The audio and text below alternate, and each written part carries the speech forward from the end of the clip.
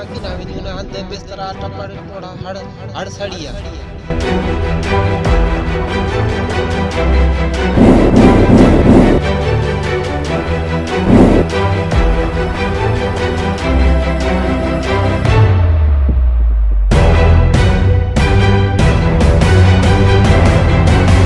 हिन वक्त उडेरो लाल कामिल मजीदाणो गोठ में मौजूद आहियूं। अचो त हितां जे माण्हुनि सां ॻाल्हि ॿोल कयूं।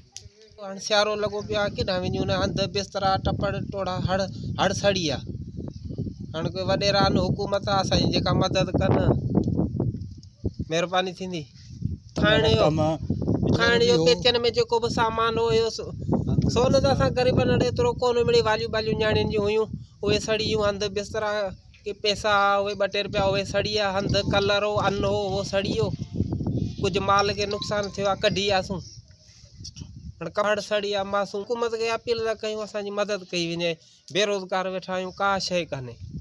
जेतिरी पुॼे ओतिरी मदद कनि। ठीक असां हिते वेठा हुआसीं असांखे का ख़बर ई कान्हे का पोयां खां आहियूं अचो थो केॾी महिल रुॻो शम ॾिसण में आया त शम ॿरी आहे बाहि ॿरी हुई मच ॿरी हुयो पोइ वटि पकड़े न विसाइणी माण्हू चइणो इहो असांखे को बि कोन ॾिसण में कीअं आई कीअं न आई उहा वला लमला की लमाए पाण खे का बि ख़बर कान्हे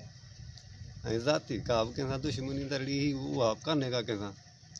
नुक़सानु पंहिंजो ई घर जेको आहे सॼो सड़ी ख़तमु थी वियो अन्न कलर वीचारे सड़ी छा मुतालबो आहे? बिस्तरा सड़ी बस हाणे बस वारा आहिनि पोइ हाणे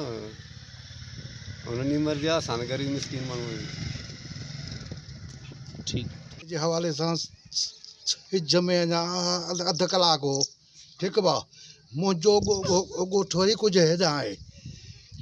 सिज लथे खां पोइ हिते बवा ईअं उथी वई पोइ माण्हू के हुतां आया पोइ अची लॻासीं पर असां खां अॻु में घर में सामान जेको टुटल वियो कदम सो हाणे वरी वेठा आहियूं अलाह जे इंतज़ार में ॿियो हाणे छा मुतालबो बाबा असां